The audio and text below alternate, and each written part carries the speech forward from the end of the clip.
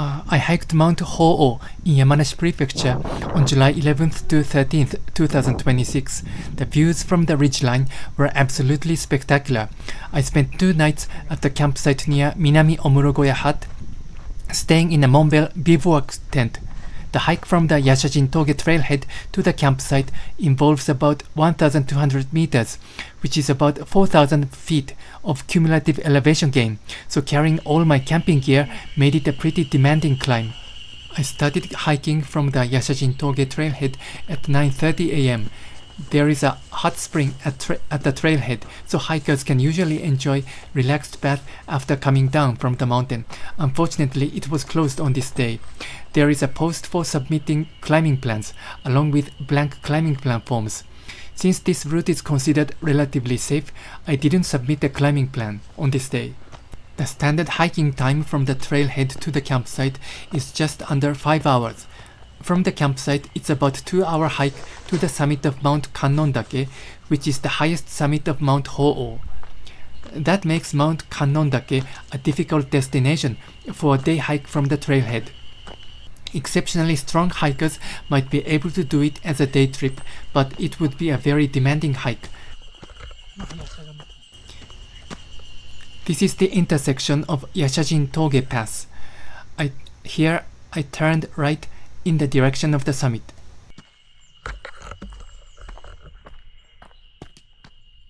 This is Yashajin-togé Hut. You can stay at this hut, and there is also a campsite.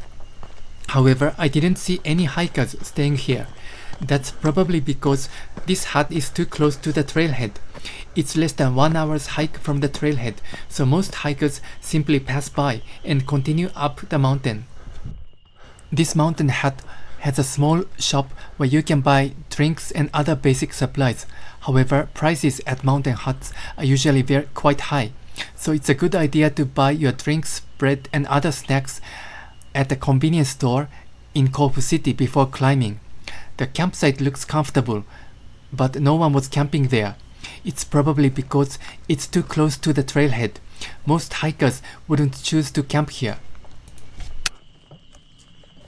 The trail from the trailhead to the campsite is well maintained and doesn't have any chains, ladders, or other technical sections, so it's generally quite safe hike. It's about 8 kilometers long with more than 1,200 meters of cumulative elevation gain, so I think it's quite a challenging hike for average person.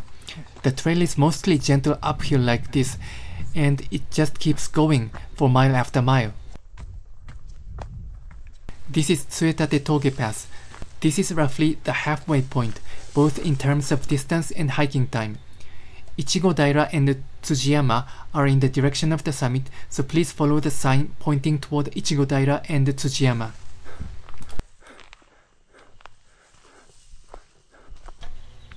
After passing Tsuetate-togé Pass, the trail starts to descend slightly. After that, the trail climbs again.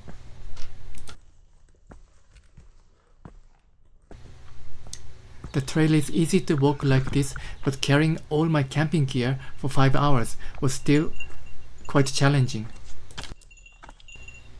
This area is commonly known as a fire site. There was a forest fire here a long time ago, and that is why there are fewer trees in this area. At first I thought the trees were becoming sparse because I had reached the tree line, but that was not the case. Since there are fewer trees here, there are some open spaces where you can sit down and take a rest. This moss-covered trail reminds me of the hiking trails in the Yatsugatake Mountains.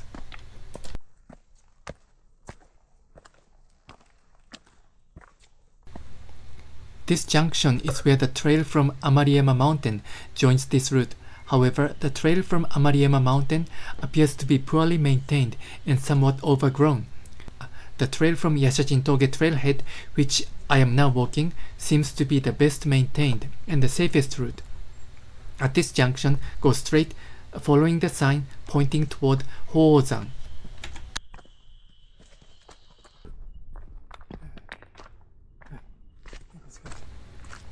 I'm almost at the campsite. The time is 2:45 p.m.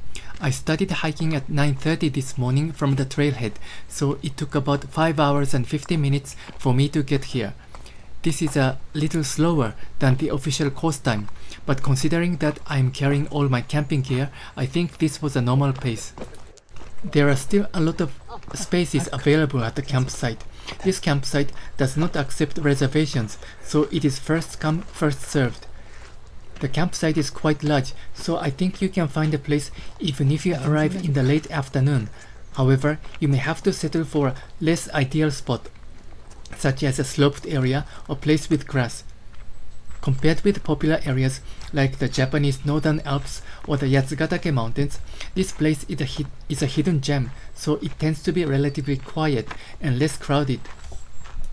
The campsite fee is 1,000 Japanese yen per tent, plus 1,000 Japanese yen per person, so the total cost is 2,000 Japanese yen for one night.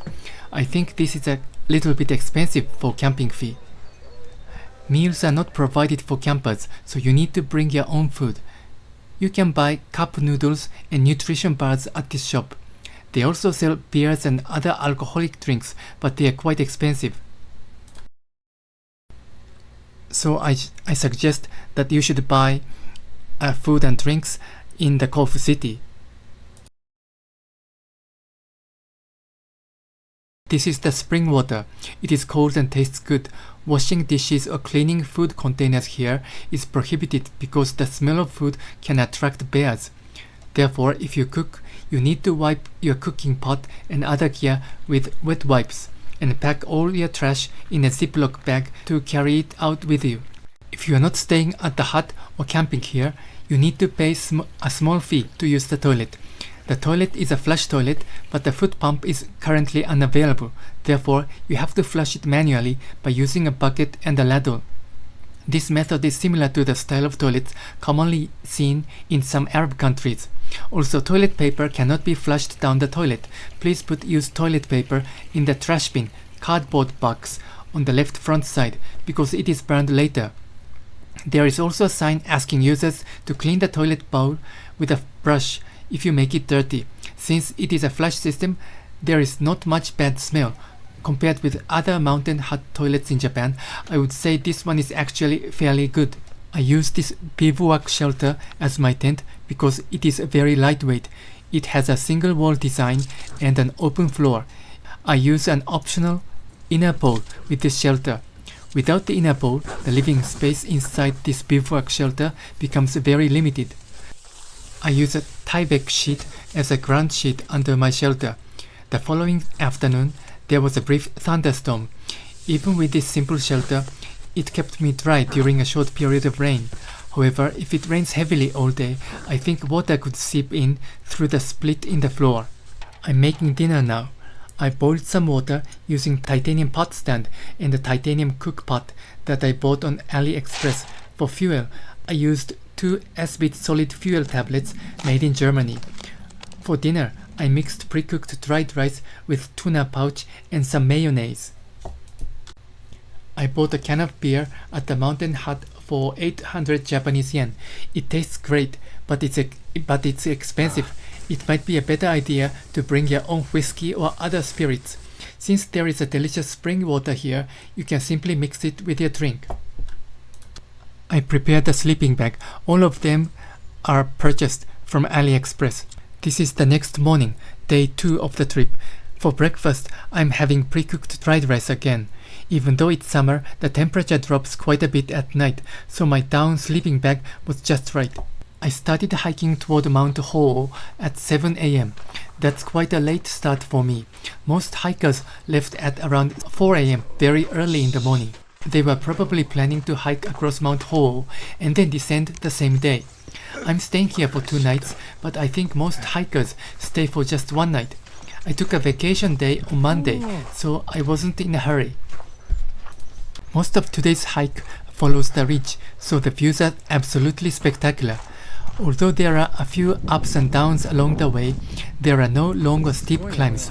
The climb on the first day was tough, but this second day's ridge hike was absolutely fantastic. Mount Hōō is the collective name for the three peaks, Yakushi-gataké, Kannon-gataké, and Jizō-gataké. Today I'm going to hike along the ridge and visit all the three peaks. After that, I'll return to the campsite via the same route and spend another night at the campsite.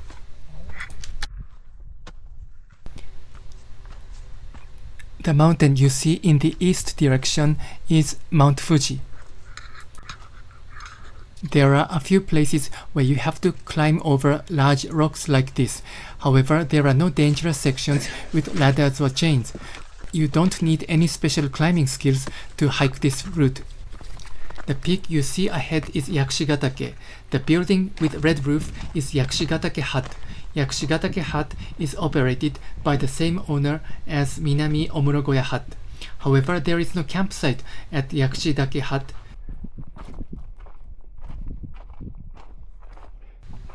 This is Yakushi-gataké Hut. It is currently under repair, but it appears to be open for business. There is also a toilet here. However, there is no spring water available at this hut, so you need to bring enough water from the spring at the campsite before coming here. I hiked with an 80-liter very large backpack.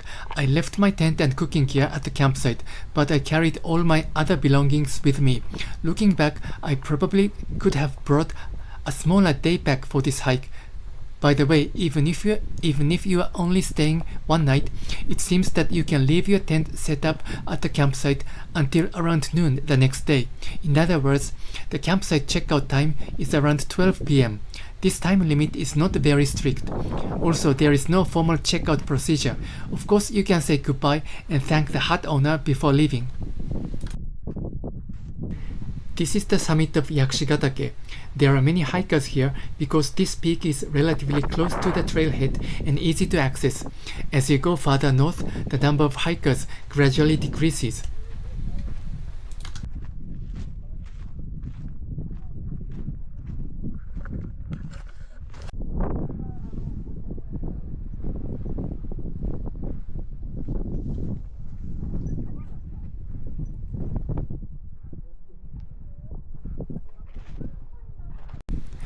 This is the eastern peak of Yakushi-gataké. From the previous place where there were many hikers, I went down a little in the east direction and then climbed up to reach this peak. The views of Cove City from here are absolutely spectacular.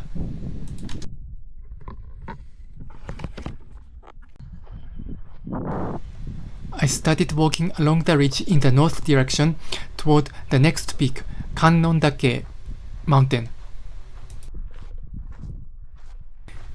This ridge trail has many sandy sections like this. Therefore, I recommend wearing gaiters around your ankles. Without gaiters, sand can easily get inside your hiking boots, which is quite annoying.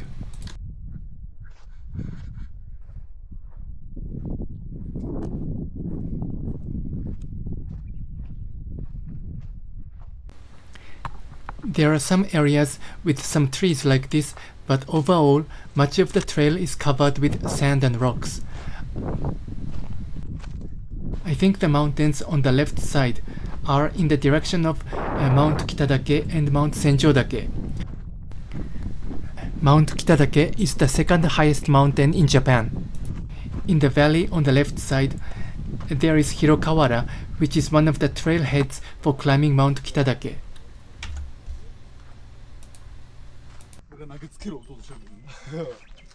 This is the summit of Kannon-daké, which is the highest peak of Mount Hōō. It took about 1 hour and 30 minutes from the campsite to this Kannon-daké peak. Therefore, the round trip from the campsite takes about 3 hours.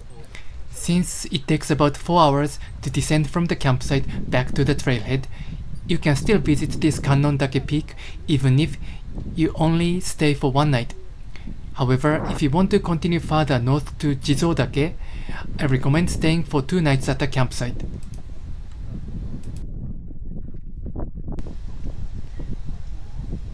By the way, I rarely see Western hikers in this southern Alps area.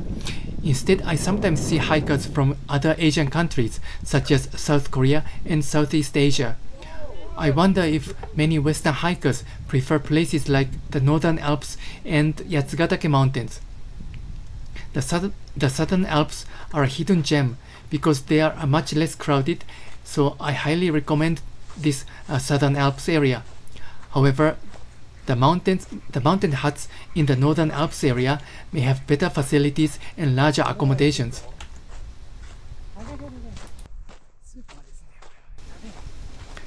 I'm now hiking north toward Jizō-gataké. There are fewer hikers beyond this Kannon-daké. I think many people turn around at Kannon-daké because Jizō-gataké is too farther away. Also, there is a saddle between Kannon-daké and Jizō-daké, so you have to descend and then climb back again. It makes this section a little bit more challenging.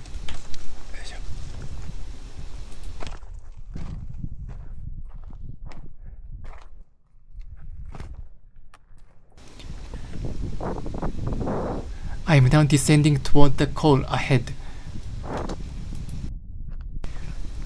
Jizō-gataké is the high peak ahead on the right hand side with a large pile of rocks on the top.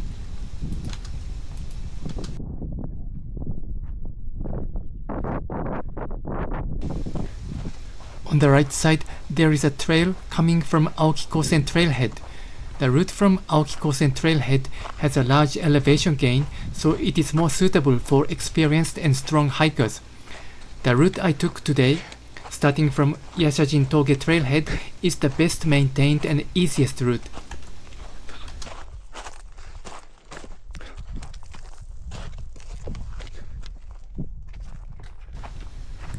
This is the junction for the trail from the Aokikosen trailhead.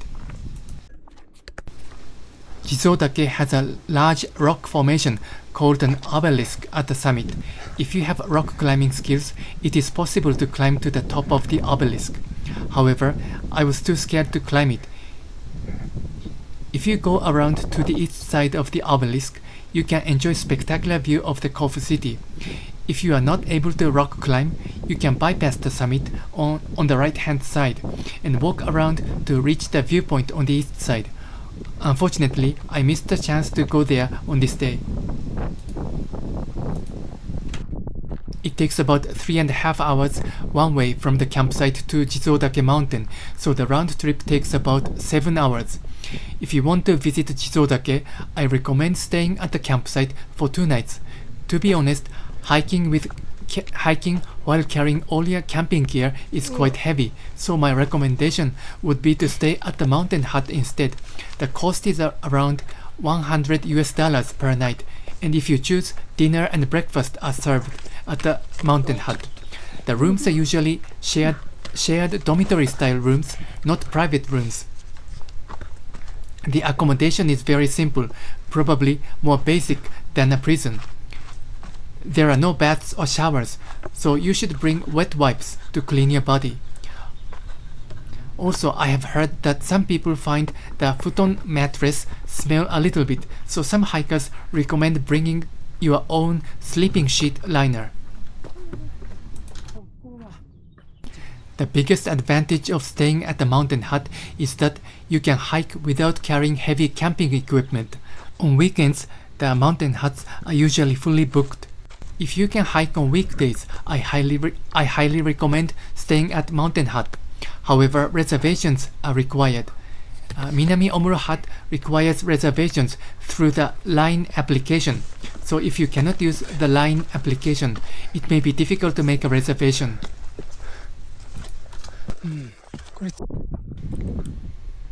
This is a small peak before the Jizō-daké mountain.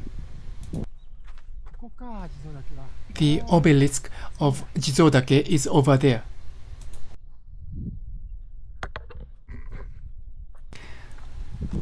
There are many Jizō statues on this Jizō-daké, which are believed to bring safe childbirth. According to the local tradition, people who pray for safe delivery take one Jizō statue home from this mountain. After the child is born safely, they return to the mountain and bring back 2 new Jizō statues as an offering of gratitude. This is why there are so many Jizō statues here. I think this is part of Japan's traditional religious culture.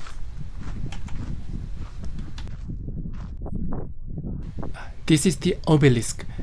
I am too scared to climb to the summit, so I returned back here. In this scene, I am heading back to the campsite.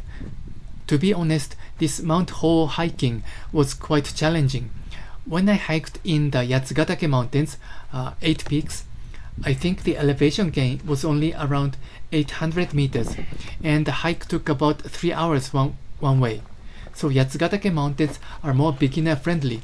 Also, I see more English signs in Yatsugatake mountains. Mount Hōō was more difficult because the distance is much longer. In general, the southern Alps have longer trails, so they may be more suitable for hikers who already have some experience. One advantage of Yashajin-togé trailhead for Hōō-zan hiking is that you can drive there and park your car. In contrast, Hirokawara, which is the trailhead for Mount Kita-dake hiking, is only accessible by bus because the road is restricted to buses and taxis. If you use a bus, you need to be careful about your descent time because you have to get back before the last bus leaves. When you can park your own car at the trailhead, it is very reassuring because there is no strict time limit for your descent.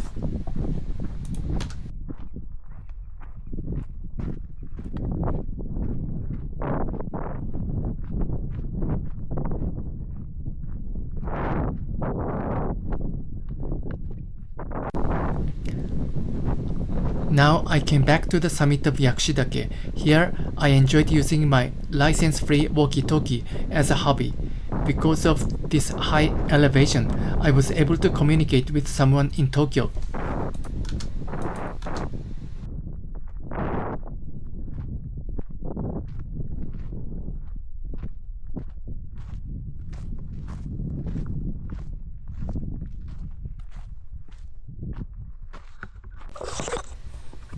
From the summit of Yakushi-daké mountain, I am now descending back to the campsite.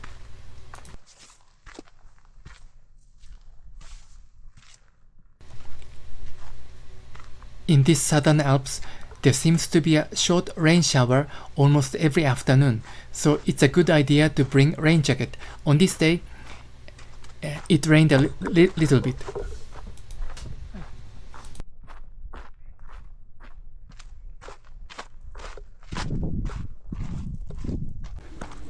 Now I returned back to the campsite.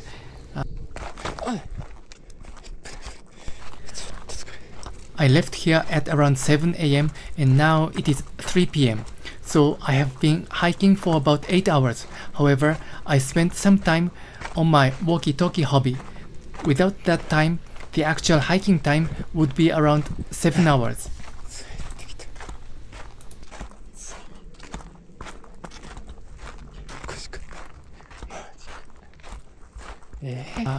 On this day, it's Monday, so as you can see, there are few tents on the campsite.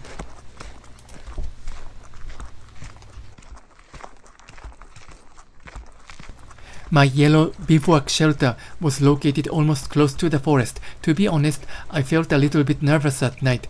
If a bear came to the campsite, my shelter would probably be the first one it reached. I should have moved closer to the mountain hut.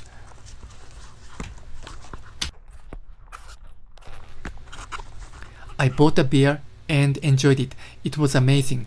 There is no mobile phone signal at this campsite. There is a Starlink Wi-Fi available, but apparently the registration process is a little bit complicated. The hut owner cannot provide any technical support, so setting up by yourself through the website may be difficult.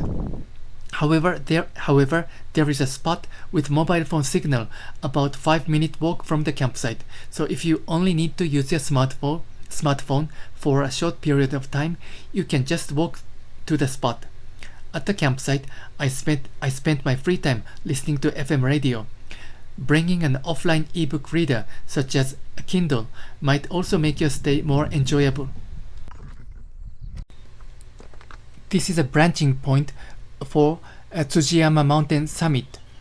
It says A spectacular view can be enjoyed from the summit of Tsujiyama, but at this point I was tired, so I skipped climbing to the Tsujiyama summit. This is a branching point to the trail to the Amariyama mountain. So at this intersection, please go straightly. This is a wildfire site. This is the former wildfire site. I am now descending like this. I left the campsite at 7 a.m. and arrived at the trailhead at 11 a.m. so it took me about 4 hours. Although this is a descent, there are still some uphill sections because the trail has a few ups and downs.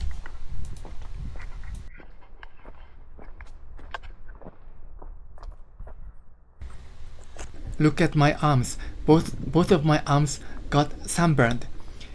It was cloudy, so I didn't think much about it and didn't apply sunscreen lotion. However, because of the high elevation, the UV rays were much stronger than I expected. My arms became bright red. It was a little bit painful when I went to the hot spring afterward.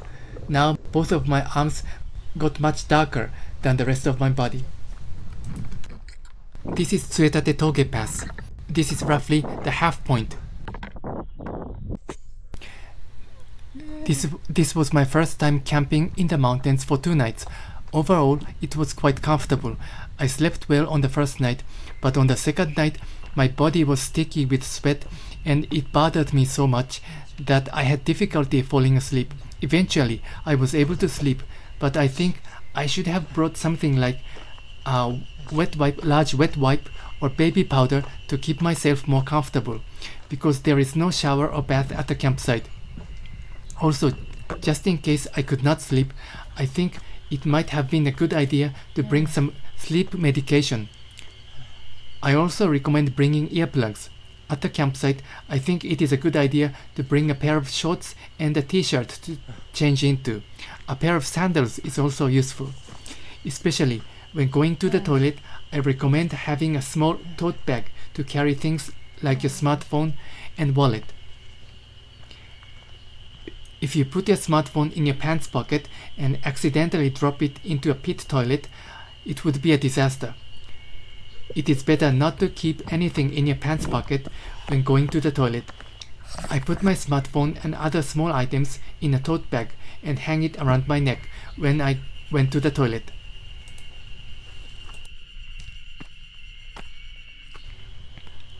This is the intersection, so at this intersection please turn left and descend toward the trailhead.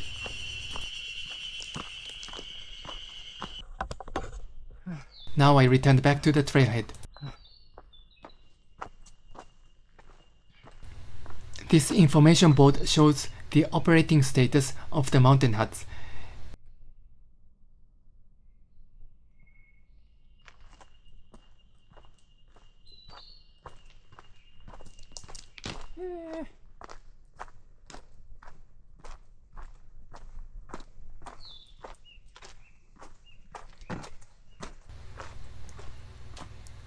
It seems the hot spring is closed on this day.